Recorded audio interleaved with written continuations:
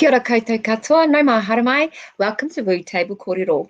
Before we kick off this evening's kōrero with our wonderful wahine, I'm just going to hand it over to Puawai Kens. Thank you, Puawai. Me noi tātou, e honore he karoria ki te atua, he maungarongo ki te whenua, he whakaaro pai ki ngā tāngata katoa. Ha ngā e te atua he ngā kauhau, ki roto ki tēnā ki tēnō mātou. Whakatongia tō wairua tapu, hei awhina, hei tohu tohu ia mātou, hei ako hoki ngā mahi mo tēnei rā, mo tēnei pō. Āmene. Āmene. Kingi tuheitia kia koe o te rā ki a tātou. E mihi ana ki a tātou, tātou kua whakakotahi mai, ki te tautoko, te tautoko i te kaupapa o te pōnei. Tēnā rawa atu, tātou. Nau mā haramai, welcome again. Thank you, Puawai, for opening us up with karakia. Whānau, I am learning te reo at the moment. This is my first time opening up with a mihi in te reo, so please excuse the little bumps in the road. I just want to also mihi to Kiri Tahanga Months, who's been helping me along this journey. But tonight, it's not about me. It's about the journey of me, however, and we've got three amazing wahine joining us tonight to share their kōrero around their journeys to where they are today. So first I'm going to start off and introduce the very delightful, I'm like fangirling to the max, and one day I will be able to walk into her fashion studio and say, I would like that, please. And that is the very lovely, fabulous Kitty Nathan. Kitty Nathan, no mā haramai, welcome to Wu Table Kōrero this evening. Tēnā koe. Yes, we can hear you. Ka pai? Are you talking to me? Yes, I am talking to you. It's just you and me. Tēnā koe, thank you for having me here. So introduce yourself, please. Where are you from? Kia ora koutou katoa, ko Kiri Nathan tōku ingoa, ko Ngāpui me Tainui o Kuiwi. I'm actually based in Auckland right now, and level 3, lockdown. Hopefully level 2 soon. I have a fashion brand that has 3 product lines: clothing, pounamu jewellery, and handwoven kakahu. And I founded a collective called the Kahui Collective, which is forming a group of Māori fashion designers so that together we can build the first Māori fashion industry that focuses on the business of fashion. And we've formed the first New Zealand coalition with New Zealand Trade and Enterprise to have a market focus on China. Awesome. Now, I have to say, when I was reading your biography, I was amazingly impressed. I had actually no idea of the people that have not only bought your fabulous designs, but also wear them. So, and I have to say, I'm a bit of a royalist, so I'm a bit of a fan of the royal family. Probably a few people like to say, what? But, and the fact that when I saw Meghan Markle's name come up, I was like, wow, Kitty, that's so wow. So tell us, who are some of these people that have worn your designs? And, of course, there was someone quite well known and at the Academy Awards recently. So, maybe you'd like to tell us about who wears some of your designs, and also who's been your inspiration with regards to your design. Well, first of all, some of the people that own Kiri Nathan products, and these are either clothing pieces or handwoven full feather kakahu or handwoven kakahu or pounamu. And just to be clear, that the pounamu is all carved by my husband, Jason. It just falls under the brand. So sometimes people get a little bit confused over who the actual carver is. So there's President Barack Obama, First Lady Michelle Obama, Beyonce, Demi Lovato, Mariah Carey, Ed Sheeran, these sort of people from, politics and entertainment. And then there's Meghan Markle, So there's, the royalists kind of come into play in that. But those are just the people that you sort of hear about because that's who media want to write it. Whereas us, I think it's really, really beautiful when we do like whānau sets. So we all cut from the same stone for a whānau or a marital set. Well, it's actually just really beautiful when you see people connect to anything on an emotional level. Yeah. And so those are the moments that really, really sort of resonate with us and stay with us long after the story has gone past. And the Oscars gown was worn by Chelsea. Beautiful, amazing, talented Chelsea Winstanley. So she was the first Indigenous woman up for a nomination for Best Picture at the Oscars this year. And it was an absolute honor to dress her. And we just corresponded here in LA and me here in Tamaki and pulled that gown together. And the whole process was just beautiful. It was very Māori. It was gorgeous. Yeah. Because I actually saw that dress and it was just stunning to see. Who were, and it's great to, bring it back to home to bring it home to whānau and to know that you've produced pieces yourself and your husband with regards to doing things for whānau. I think that's what we're always mindful of, and it always comes back to our roots, our true Indigenous roots. For sure. Yeah. Can you tell us how did you get into this? Who inspired you to kind of to go into this space, and have you always been creative from quite a young age? I think I like from a really young age, and that could I used to build robots when I was little. I come from a motorcycle whānau, so I was surrounded by workshops and steel and screws and nuts and bolts and all the rest of it.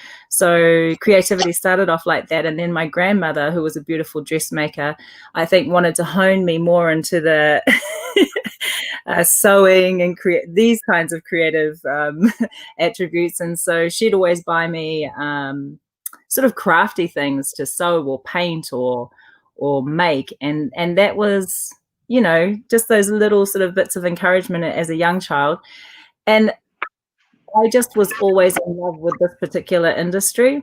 I can't tell you why. It was just it was an innate feeling, and of course was really in love with my culture. And so the journey of my life has been learning different aspects of both, and then bringing them together and combining them together to create the products that we make through Kiri Nathan now. And what kind of challenges and highlights have you had along the way? Oh, I think we need longer than 15 minutes for that, mate. Yeah, I think so too. Name one or two. Can you name one or two? One or two that stand out in your journey?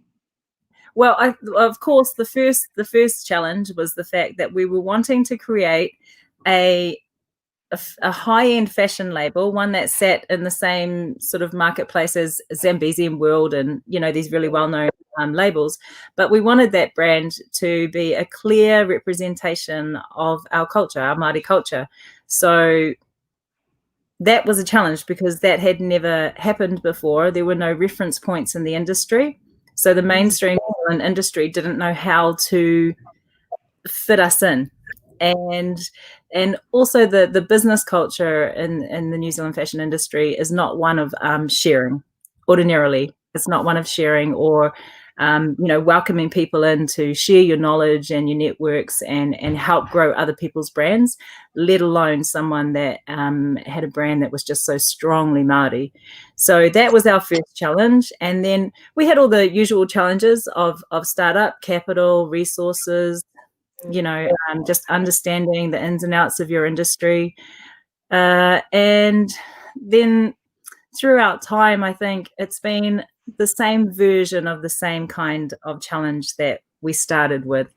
But we've just sort of, chipped away and stuck to our values. We always come back to our values and what's important for us. If we can't live our values through our business, then we wouldn't be able to do it. We just wouldn't be able to live with it and roll with it. So inadvertently, what happened, and the reason that the people that I was able to talk to you about earlier that wear or own the brand, that happened because we stuck to our guns and we were offering products and services and connection that nobody else was. Yeah. So, and additionally, you know, these people were connecting with us, and we got these opportunities because we were offering something that wasn't out in the mainstream fashion market.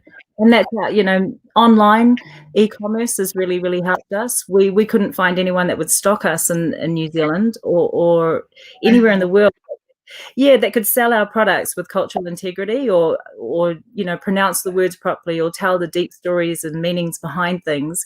So we went 100% online so that we could tell our own stories. And in doing so, that's where Walt Disney found us, and that's how we became the first New Zealand fashion brand to work with Walt Disney. Wow. So it sounds like by really, you know, standing by your values, by making them embedded and intrinsic as to who you are and right through to what you design and then what is, you know, purchased, you've really, really, you know, been true to your kaupapa, true to what it is that you've wanted to seek. Because I'm assuming that there have been others that have just kind of compromised, you know, and it sounds like you haven't compromised along the way. We have this measure that we need to be able to look our kids in the eye and say that we feel good in the way that we are conducting ourselves in our lives and in business. And if we can't do that, then we know that we're off track. So the kids are our constant measure, and it's a good way of keeping you straight. You know, most of the time. And I know that, you know, you've been at the forefront of creating the Kahui Collective. Tell us a little bit about the Kahui Collective and where did that vision come from? The same thing. So the challenges that I had in the early stages, you know, up and coming and emerging Māori designers were having the same issues. And so in an attempt to help them along their way, I kind of flipped the ordinary, like the normal New Zealand business or fashion business culture on its head and shared everything, networks, experience, knowledge, contractors, and went and sourced a little bit of funding so that I could take a few of them up to China, because we'd been up to China quite a few times to source fabrics. There's no fabric manufacturers in New Zealand, so China's the place to go so you can cut out the middleman. And then took them up there, and it just became a very organic process, to be honest. In the beginning, it was just about sharing and building a community that could ask each other and lean on each other, you know, for support where there is none or there was none. There is now. You know, 4 years into it, we're making some great traction with the community, and we'll have our first online platform available. It'll be like the first online delivery of like a department store for Māori and Indigenous fashion. And also it'll be an education piece. So you can come and you can learn about, you know, culture. It's not just selling clothes. You really have to understand the culture and the correlation between the two, and the correlation between Indigenous practices and sustainable and ethical practices, because they're the same. Yeah. So tell us a little bit about that. Tell us a little bit about that. Well, in the last 3 years in New Zealand, anyway, definitely in the last year since COVID's hit New Zealand, people who have functioned in business a certain way for 30 plus years, 30 to 40 years, are in survival mode now, and they realize that they must change the way that they do business. And so a lot of things that are happening around the fashion industry are brands are trying to talk to sustainability and ethical practice within their manufacture and their sourcing and their contracting, their suppliers, like the whole thing. And conscious consumerism is forcing them to be more transparent. So in order to do that, they're moving into this space where we as Māori and Indigenous designers have always existed. because it's a fundamental value set that you care for people and planet before profit. And so it's an interesting environment to watch at the moment. It's an interesting environment to see sort of like happening around you while you're in the middle of it. But for whatever their intentions are, or for whatever anyone's intentions are, if they're moving positively towards better practices, that's great for everyone.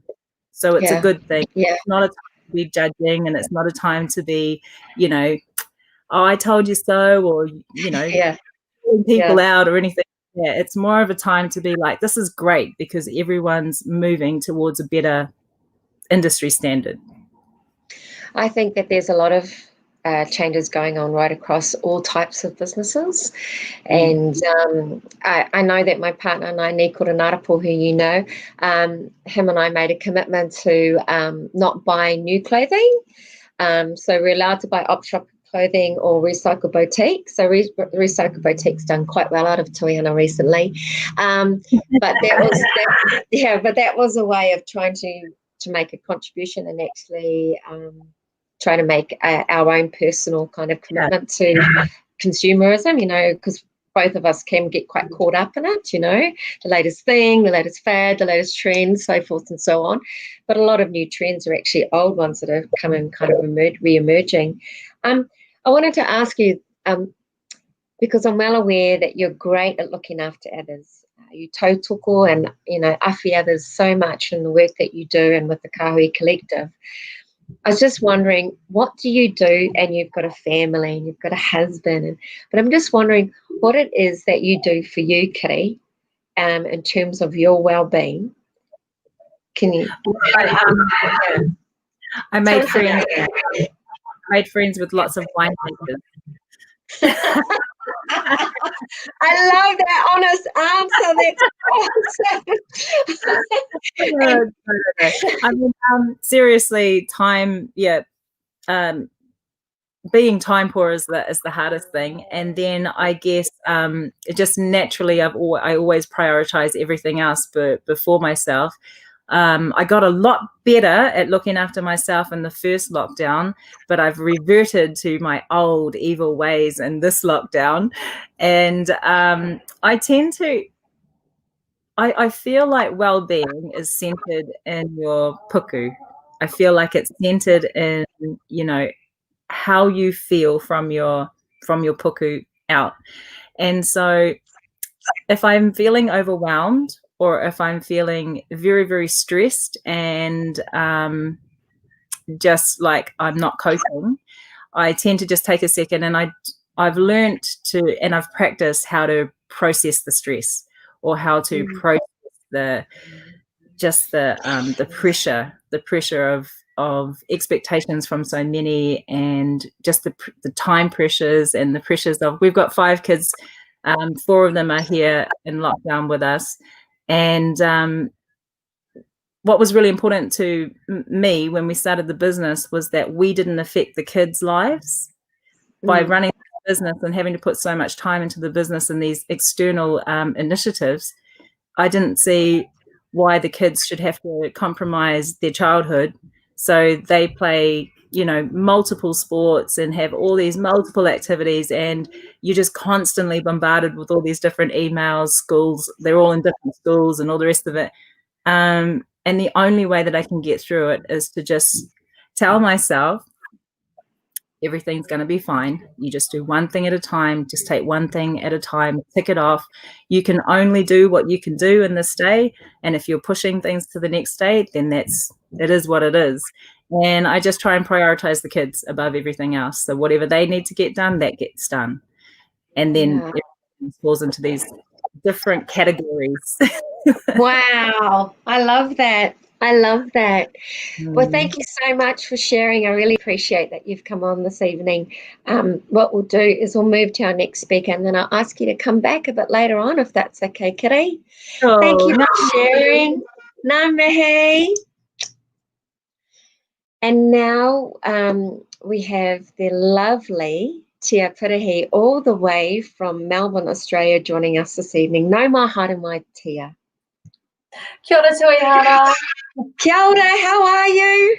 Yeah, I'm good. Good in lockdown. Yeah. So please introduce yourself and tell us a little bit about you.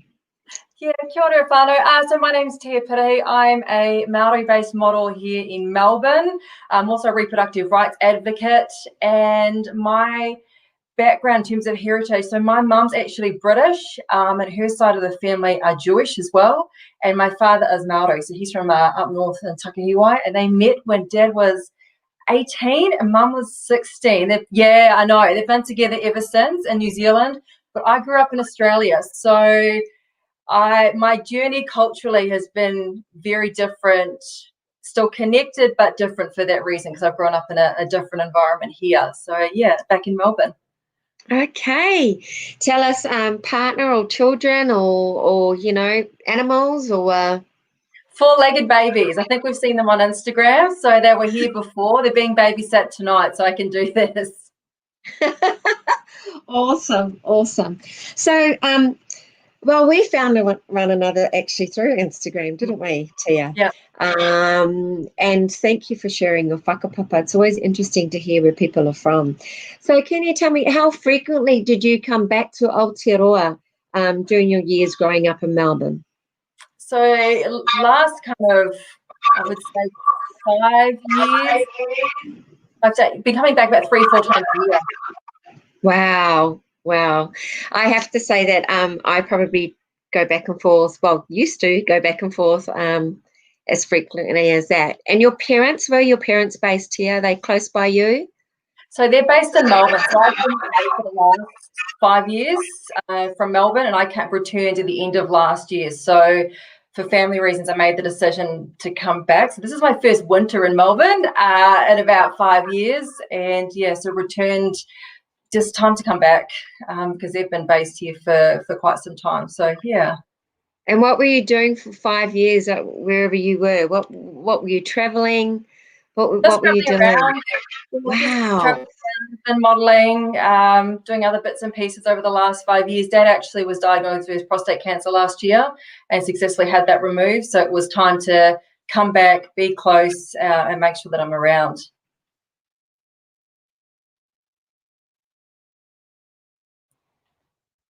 It keeps dropping out. Oh, I was just saying we keep coming in and out, but I think it's because we've got lightning storms. I just said to Nikora, we've got problems. Are you there, Ground Zero? We've got problems. So tell us, Tia, tell us a little bit about your journey into the world of modelling. You know, how did you get there? And I also would love to talk to you because I know you're part of a bit of a movement within the modelling world as well. We'll get to that a bit later. But tell us, how did you come across this? How did you land on, oh, I'm going to be a model, you know? Yeah, this actually started when I left. So I wanted to be a model back then, but I was too big when I left school. So, and by big, I was a different size to what I am now. And then kind of like about 5 years ago, I started doing work with a brand here in Australia that got a lot of traction and got a lot of really good feedback. And off the back of doing that, I was able to go to LA, I was able to go to Japan and Singapore and do some great things here in Australia. And because of that feedback, I thought, well, there's some interest there. People are liking what we're doing. Maybe we go back to this original idea of what I wanted to do way back when I left school. So I decided, this would have been about 5 years ago now, to apply for an agency. I was in Perth at the time, and then I was successful with the agent over there and getting signed, and journey just kind of moved from there. That's cool. Sorry, can you just repeat that? You got signed where? Sorry, Tia? I got signed in Perth, where I was living at the time. And then from there, I was signed to an agent in Brisbane. And then from Brisbane, I returned back to Melbourne, and I've been signed with Bella Management here, and I'm signed with Bell Models in New Zealand as well. So I wanted to make sure that wherever I was modelling, there was a connection to home. That was the most important thing for me, was to make sure that I can try and establish something. It is difficult being here, but still have that connection to home and have the opportunity to work there as well. So home where you went and have been brought up there has always been close to your heart then? Yeah, it is. So for me, like physical home and being is here in Australia, but in terms of spiritual home, for me, it's always New Are you Zealand. still there, Tia? Yeah. Are you still there? Yes. It's just Are freezing. Yeah. So tell us what some of the challenges that you've had along the way with regards to, navigating your way in the modelling world, because, from an outsider's perspective, it can be quite fickle and Brutal. I don't know. Yeah, brutal. I didn't really want to use that word, but yes, brutal. So can you tell us how you journeyed? And also, just before we go, you answer that question, what is the right term for model? Is it full size model? Is it voluptuous? What is, or does it change?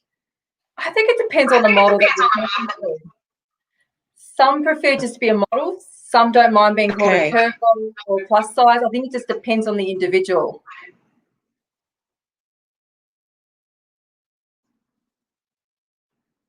I think you're still there. It just cut out for a bit. Yes. Okay, so and so can you tell us what some of the challenges that you've had along the way, Tia, with regards to, and actually some of the highlights as well? We just don't want to focus on the challenges, but what have been some of your highlights along the way? I would say definitely working for Kōrero. I came back about a year ago to suit for them, so that was definitely a huge highlight, being able to do that. Signing with an agent in New Zealand, being able to work with Annabelle over there, as well as being able to work with brands like Estelle back here in Melbourne. So they've been some of the highlights for me, and also being able to travel with modelling as well over to the US and Japan and Singapore. Yeah. And I know you're part of a movement with regards to modelling. Can you tell us a little bit about that movement that you're a part of? I think there's a few things for the modelling space that are happening. Do you mean the models for change now? Yes. Yeah, so Models for Change. I didn't start that. That was just no, that was not mine. So that's a group of 200 models, Black-led collective in the US. I know Veronica Pomme is part of that as well. So that started off the back of Black Lives Matter and raising some of the racism that models have felt that they've experienced in the modelling industry. And that's how Models for Change now came up, and just something that I've supported as well in regards to diversity and in the industry, but also raising some of the issues and experiences that they've had along the way. Have you encountered some of those challenges along your journey? Not for me. I think I'm viewed differently in Australia than what I am in New Zealand. So for me, being a Maori woman, that's really important to me, but it's not something that's seen here. It's more something that's seen when I go to New Zealand. So in terms of identity here, I'm not viewed that way. I'm not sure that makes sense, but I'm just not seen as being an Indigenous woman or a woman with Indigenous heritage. That's how I feel. Yeah, I think I do know what. Oh well, I could probably relate a little bit in terms of when I was in Australia as a child growing up, and as a teenager, and as a young adult. It used to be great fun for me to get people to guess my nationality, especially in Melbourne, because it's just such a big melting pot of people. And when I came back to Aotearoa, suddenly it was clear that I was Indigenous. And I think one of the hardest questions for me when I first came back was being asked how much Māori I had. And I remember thinking, well, that would be like me asking you, how much English do you have? So I can probably, and it was really interesting for me to come from a melting pot into an environment where clearly I was an Indigenous person, because not only did my name say it, but suddenly I was identified as that. And I found that quite an interesting journey. It's the minute you land. Yeah. And it feels different. I'm not saying it's a bad thing or a good thing. It feels different. My name and my look now matches the country that I'm from. Like, it just, the moment you walk through, it just feels different landing than what it does landing on this side of the Tasman. And there's a different response. And the name thing as well, definitely, because they look at the name and they hear the accent, then they look at the name. Yeah. And the other thing that happens when I go back to Melbourne, though, is Māori will walk straight past me and not even realise I'm Māori, which I find, but I'll recognise them. It's such an interesting space to be in when you've kind of lived in both countries, or I suppose if you've lived overseas too, anywhere, right? It's one of the challenges. Because trying to find, just talking about before about being a model, trying to get people that see value in your talent, that's probably one of the challenges that I've found. And talent, like a reference point for that, for me, talent can be, you know, your physical appearance, the body of work that you've done, your work ethic. But for me, it's also cultural identity. So trying to find people in the industry that value that talent in me, that's probably the challenge that I found. And that's why having an agent in New Zealand for me was so important to anchor myself with that. I love working with Annabelle, where you have someone who just culturally understands, you feel valued, you feel understood. I don't need to explain anything. We're on the same path. We know where we're going with all of this. Like, it makes you want to work harder, and it makes you, or the space that you're standing in, it makes you then want to bring other people into that space. So you start working harder to raise awareness. So that's probably one of the challenges for me, but also at the same time, you've got to see value in your own talent as much as you want others to see value in you. It's twofold at the same time. And also being Māori is so unique. I just think it's unique. It's unique, you know. How have you, because one of the challenges, and I think I've had, is around connection. You know, that's why I came home. Really, I came home to kind of discover this world of Te Ao Māori that I didn't really feel like I knew a lot about. How have you, you know, navigated that kind of water for you in terms of, because like your pronunciation, everything, I was just like, wow, it's great, you know. So but I definitely, I can pick things up in conversations that I think people don't realise. So I can understand bits and pieces, but connection really is about exploration. You have to decide. You get to that point where I got to that point around 18. I said to my father, I want to know more, and either you help me, you get out of the way. That's it. We're done now. So he ended up helping me after a few arguments. But it really is, for me, I have the same values. We're talking about this before with Kitty. I have the same whānau or whenua, whakapapa. They're there. But what I say to my family, they look different. They're no less right or wrong, but they will always look different because the environment that I've grown up in. But I'm here to find the middle ground. And that's always, for me, the path that I seek. I remember with my one of my members of my family, I was trying to organise this memorial plaque for my uncle who had passed, and it kind of got halted. And it got halted because there's the Pākehā way and there's Tikana, there's our way. And I said to my family member, there's merit in both sides, and I'm here to find the middle ground. That's my strength for me, and that's just the path that I take. Because it's not about saying, again, one side's right or wrong.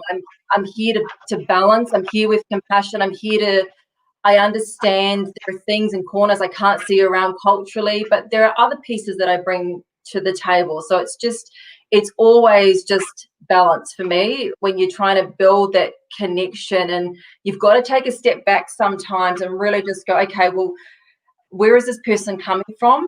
Really understand that their environment is different. I mean, we head into some like the areas that we head into Auckland, where my family is from. It's very different to where we are in Melbourne, but it's a good. That's where my family's from. You know, that's who we are. That's your grounding. And being up north as well, it's just, you can switch the phone off and you can hide, but that's my family. Yeah, and it just, and I know that I'm blessed that I get to have a foothold in both worlds. Yeah. But it's I remember my brother saying to me, you're always going to have the challenge of being split between two countries forever and ever, ake amene, because my oldest son is born and bred in Melbourne, Australia. So there's always going to be that, you know, the reality of our lives are that our grandchildren are likely to be living both in Australia and in New Zealand, you know, so that's life. I wanted to just ask you, you mentioned, and I've briefly read around reproductive rights. Can you talk a little bit more about that, please? That kaupapa for you? Yeah, so I'm trying to think, where were we now? 2 years ago? Lockdowns made me lose time. So about 2 years ago, I started going through IVF, and I had a lot of challenges trying to navigate that journey through a professional space. So this is where I've started at the moment, using this time, because effectively I can't go anywhere. So I'm the kind of person that has like multiple projects on the go. I started writing a book around my journey, navigating my IVF journey through the professional setting, through the corporate sector. And just basically, for me, I just wish I had a girlfriend that went through what I went through, that could have just sat down and said, hey, I've done this. You know, if you want to talk, I can share my experiences with you. But I didn't have that. So I want to be that for other women. I can be that girlfriend that sits down that says, hey, look, these are some things I wish I knew. So that's just what I'm putting together now, and just broadening my understanding of my learning on this topic of where our reproductive rights as women, how that goes from rights into legislation, into policies that we as businesses work under. I think when we start to piece it together, I'm like, well, no wonder this is kind of where we're at in this space. So that's around the reproductive rights stuff, because good policies creates good governance. And if we're going to have a gender balance and we're going to have diversity in the workplace, we need to look at families and the beautiful multitude of ways in which they come into this world, and making sure we've got policies for that moving forward. Wow. It sounds like a really big kaupapa. It sounds like an inspiring kaupapa that we could almost have a whole nother conversation about. I just want to thank you so much for making the time. It's hard for me to not get emotional knowing that you're in Melbourne and that my family in Melbourne, and given that not only are you in lockdown, but you've also got curfew, you've also got food restrictions, you've got suburbs that are locked down, you can't drive with so many people in your car. It really is quite strict over there. I was talking to my mother just yesterday. So we just wish you all the best. We'll get you back at the end of, after I've spoken to our next speaker, but thank you so much for sharing, Tia. It's an absolute delight to have you online this evening. So thank you, and I'll talk to you shortly. Kia ora. Well, it's hard for me to not get emotional about the next speaker, I have to say. Not only is she my first cousin, our first cousin, I can hear all my other 56-something first cousins saying that, but she's like a sister. She really is like a sister. And so I'm going to introduce my absolutely gorgeous, fabulous, wonderful cousin, Pōwai Cairns. Nau mahara, my cousin. Kia ora. Kia ora. Was my Madonna headset working? Oh, I love it. So please introduce yourself, Pōwai Cairns. Okay. Well, tēnā tātou. Tēnei te mihi atu ki a koe toku tuakana ko tui me tō tīma. Mihi aroha ki a koe Nikora. Tēnā tātou ko Pōwai Cairns tōku ingoa. He uri ahau o tauranga moana. Ki te taho tōku māma, ko takitimu, ko mātātua, anei taku tamahine, ko āwhiorangi. Ko mātātua takitimu ngā waka ki te taho tōku māma. Ko Ngaitirangi, ko Ngātirangi nui o na iwi. No te hapu o te Pirirākau. Well, and a whole lot of others. Ki te taho tōku pāpā, no Ngāti Pūkenga, Ngaitirangi, ngā iwi, engari whāngai tōku pāpā ki te hapu o Ngaitiru, ki te whānau Cairns. Yeah, but I'm an Ohia, an undercover Ohia. Undercover Ohia, undercover Kuka, undercover Kahotia, undercover Burrell, Bidwell, all of them. Basically anybody who came from one of the Faulkner sisters, that's pretty much my cousin. So thank you for having me. And yes, this is my girl. This is Awhio. who has had enough of being ignored. So she's probably going to be doing my hair while we're talking. That's okay. Yay! We've got a message for Arfiel from Bella de Silva Day. Oh, Is it? Hi, Isabella. Arfiel from Bella Isabella. from Isabella. Isabella. And I can see she's Her best missing a friend. tooth. That's her best friend, Isabella. Māori Portuguese. Māori Brazilian. How lovely. Hello, Lovely. Isabella. Now, cousin, I know a lot about you, but there's a lot about your journey. But tonight, we're hearing from you and about your journey. And, I can sing your praises till the sky comes high, we can have sparkles and all sorts going on. But tell us a little bit about your journey. What's your current role? What do you currently do? And then, we'll just talk about the whakapapa from when you were at uni right through to where you are now. Yeah, born and raised in Tauranga Moana, Tauranga Tangata. Both my parents, very lucky and very privileged that both my parents came from Tauranga. So I'm not strung up across the country like some of our other whike whānau. And I was effectively a real nerdy of the nerdiest. My idea of fun was not sport, it was reading and writing, and I was always a bit artistically, geekily inclined.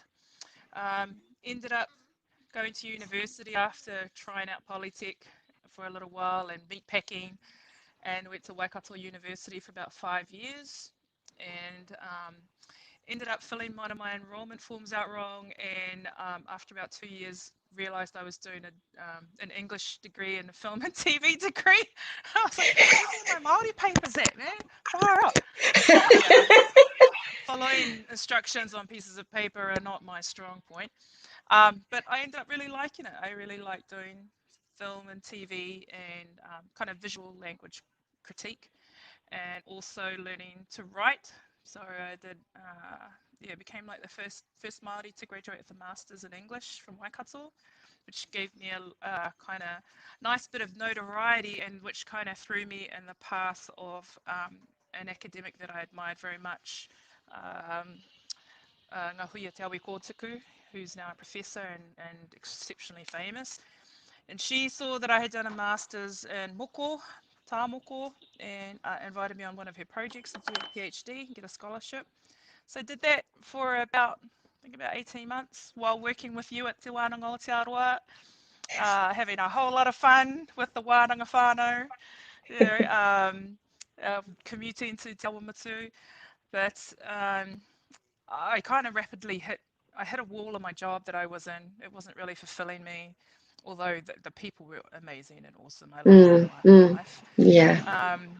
But I really wanted another challenge, and I confessed this. I had to do a kōrero on one of my hapu pages, and I confessed it outright. But people like to. Oh, I want to hear this. Oh, shame! People like to think that I moved to Wellington because of some, driving desire to work at a museum.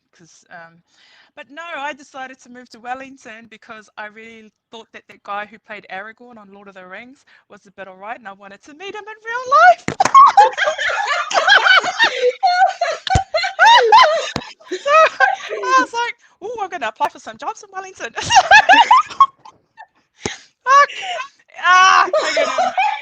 Oh, sorry. Let people know. So anyway, so I did that, got a job at the last place I thought I'd get a job, which was the National Museum that had been open for about 3 years. And when I told all the Te Papa people, I was coming down for the Rings, I was mocked mercilessly. But yeah, my first couple of weeks, I saw him, and then it was done. Tick. Well, I didn't, just took a photo. Yeah. Oh, yes, But it turned out that the job I applied for, which is a job called concept developer, was something I was actually really suited to. So a concept developer, I suppose in the most basic terms, they try and figure out how to tell a story. And the story that I was given to shape, I would be given a kaupapa, and then I'd have to try and shape it into an exhibition and prepare a business case for it and bring everybody on board.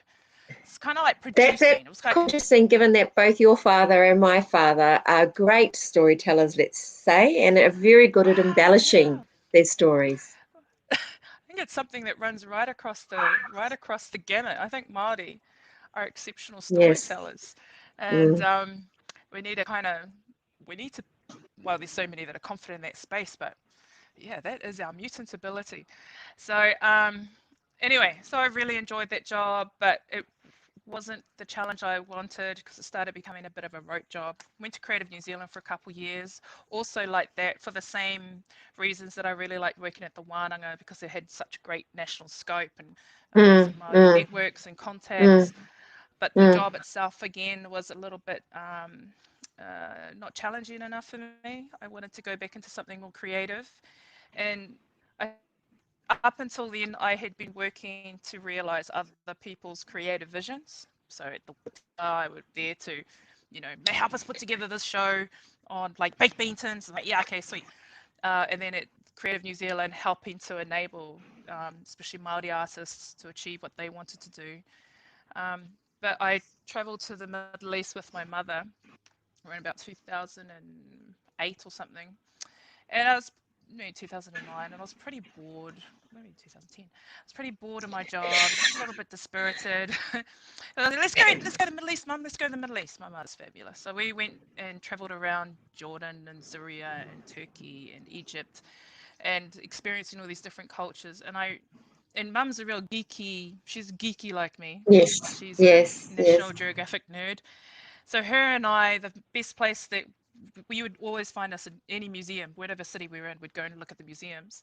And I was standing in a museum in Istanbul and realizing I only had maybe about a week to go before I was back in New Zealand and back at a job that I didn't really like that much. But I was standing in front of this display of this Turkish academic who had started this wonderful museum in the middle of Istanbul. And he was an artist, he was a writer, an archaeologist, a museum director, just incredibly multi-skilled. I've been really gripped by his story.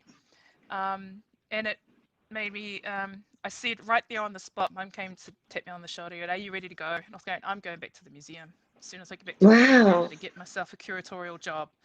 She goes, oh, you didn't really like it when you were there the first time, though. And I was like, yeah, no, not that job. I'm not going back to concept development. I'm going to go back and be a curator. So and curator jobs are really, really, really hard to get. Yes. They're very rare. They come up once in a blue moon. But I contacted some people in the museum, people who I respected very much, and said, how does one become a curator? They gave me a couple of tips, but what really helped me was that a curator exited the Māori team. He ended up resigning from that team. And like within 6 months of me saying, I'm going to be a curator, I say this to God. So that was my moment. And I went in and I became a curator in 2011, February 2011. So I've been working in and out of that museum for a long time. I was a curator for 8 years, something like that. No, I was a curator for 6 years. Then I was promoted to the head of Mātauranga Māori, which managed the curators, and was the head of the collection. Was in that for 2 years, and I've just recently become a director of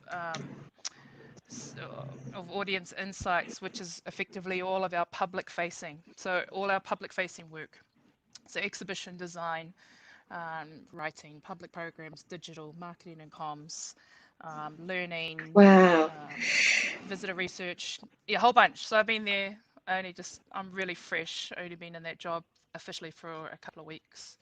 Wow. So that's Cousin, Cousin, who's been your inspiration? What have been some of your drivers along the way? My mother. I mean, you know that. My mother, first and foremost, I always acknowledge my mother. So I was raised by my mother, her as a solo mother for, I think from the age of 12, from when I was 12 years old.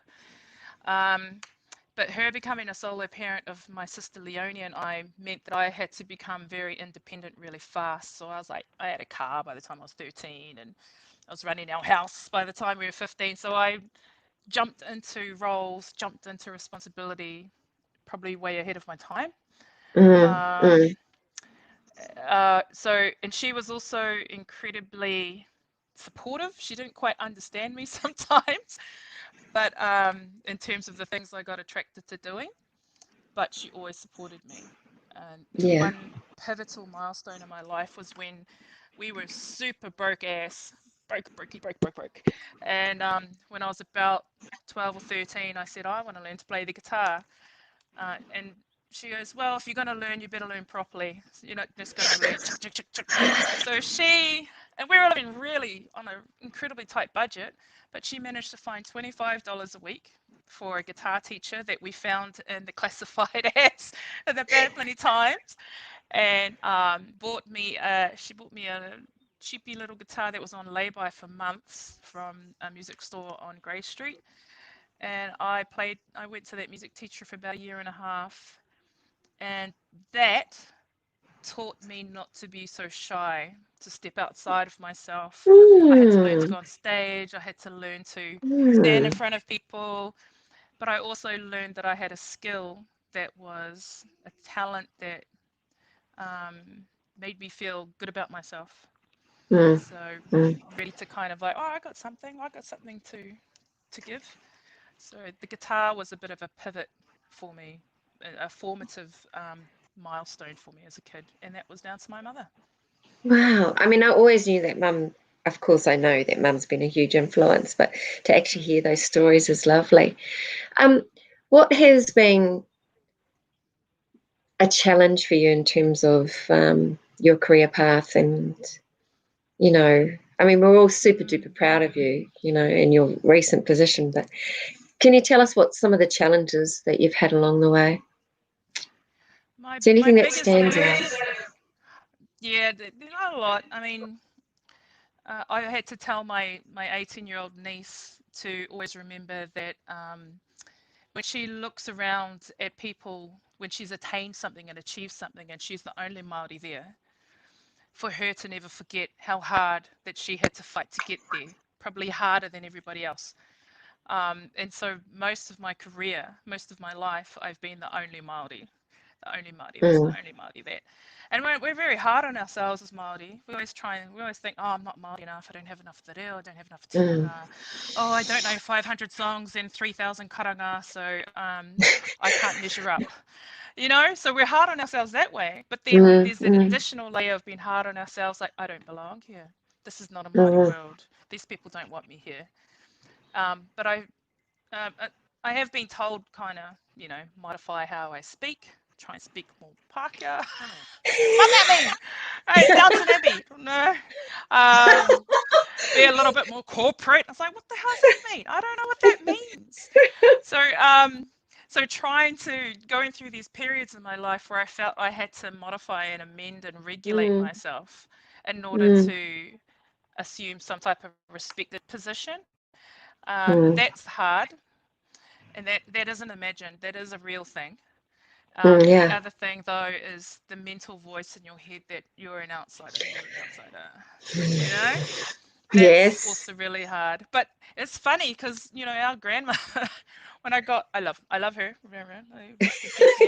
But when I told her in 2011, because I go up and see every time something had happened, something good, never anything bad. I was like, Nana, I got this job I've been going after for ages. She's like, what's that job? I was like, Māori curator. I'm going to be working with the Taonga Māori in the National Museum, like buying stuff for the museum and writing about it. And bless her heart. But the first thing she goes, oh, that's not a job for a young woman, a young Māori woman. That should be your uncle doing that job. I was like, yay, that was exactly the reaction I needed. But she never take it to heart. It was just like, thanks, Nan. And then, no, keep going, keep climbing. So those little things they can build up if you let it. It's the bad voices. They're hard to ignore. I think that's a nice little segue into so whānau, for those that are listening. It's been a bit of an emotional day for us in Oihia whānau, because our grandfather, our koro, whom we all loved and adored and was a whole ton of mischief and a whole ton of fun, would have been 100 today.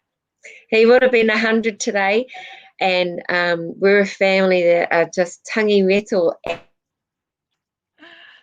So it's been, I know I had a little moment today at lunchtime, cousin with Nikura. I was watching all the posts come up from our whānau. So this for us today, and then we just want to mihi to our koro and to our nan. He's gone, what, 2.5 years? Koro's was 94. So we've had the privilege of having our grandparents a long time now, and this.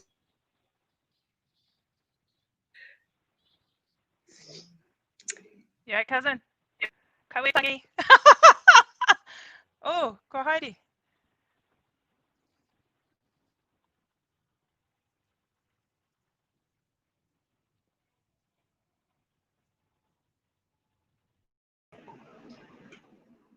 Just take you off.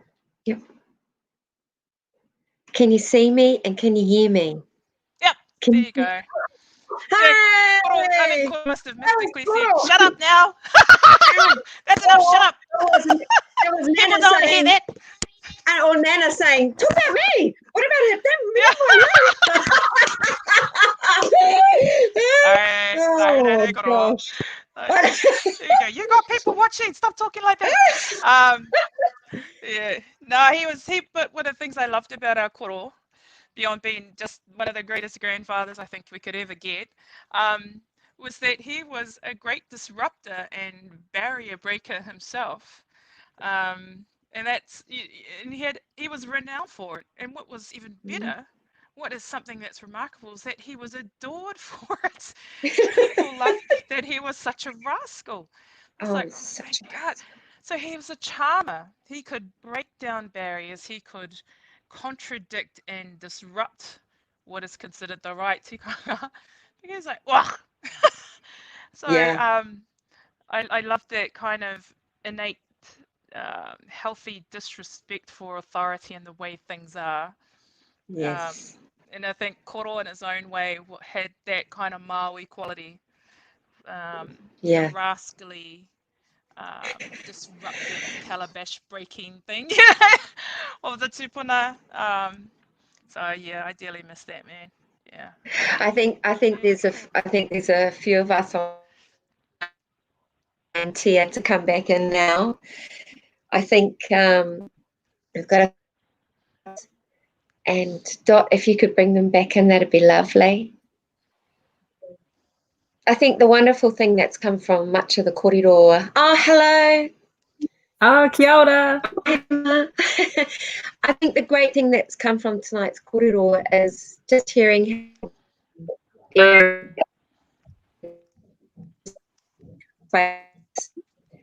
and I think that's certain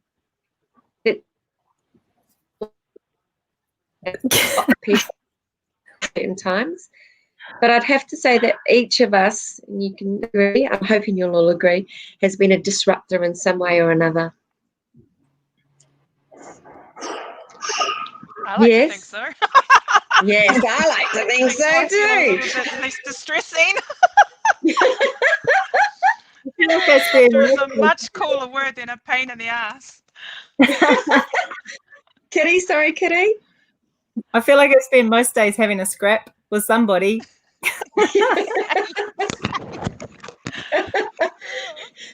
Oh. Tia, any last words from any of you before we close off this evening? Yeah, I think that disruptive more the ability to push the boundaries. I think that's something on this side I've definitely done for quite some time going back to high school.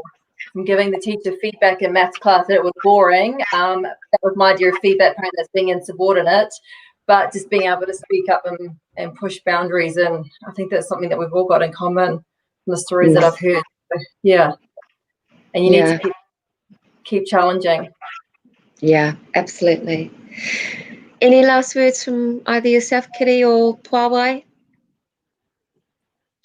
I just think that what we're doing out here, whether it's disrupting or pioneering new ground or whatever we're doing, I think we should bring it back to what you're doing, Hannah. And we need to think about our well-being while we're doing it. Otherwise, we can't do one long enough to keep doing it, to keep being a pain in the ass, as Puawai would put it. Yeah, you, Tia and Puawai, you were lucky I didn't ask you about the well-being questions, I tell you. Puawai, have you got anything you'd like to say before we close off?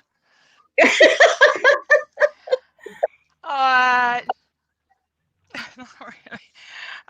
No, I'm really honoured. I mean, I think you're obligated to ask me on because you're my cousin. But if you were my cousin, I'm very honoured. It's but what's more is actually sitting alongside such stunning women. So one day I hope I'll be a curve model who can wear Kiri Nathan. So fingers crossed watch this space.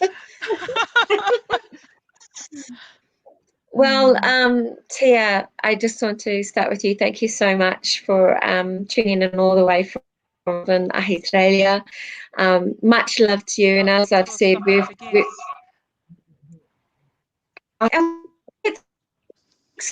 so I hope you can still hear me.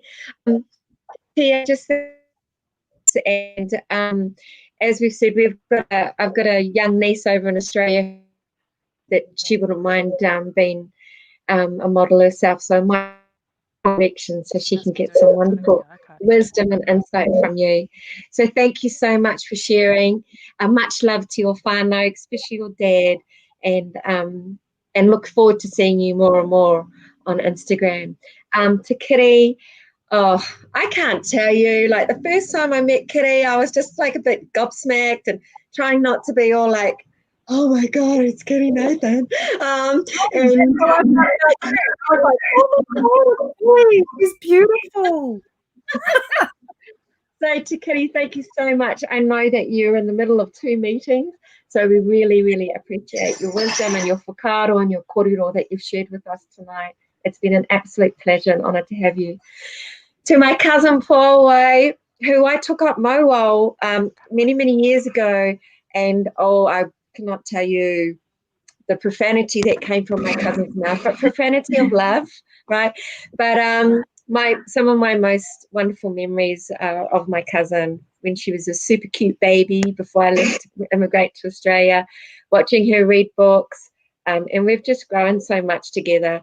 To her mum, who means so much to us, Auntie Janice Cooker, to her sister Leonie Cairns, to her niece Otira Cooker, I think it is, to our little Awhia and to all our family back home. Yeah, Koro's definitely played around tonight, and it's typical that we've had things go in and out and in because he's just a mischief as fella.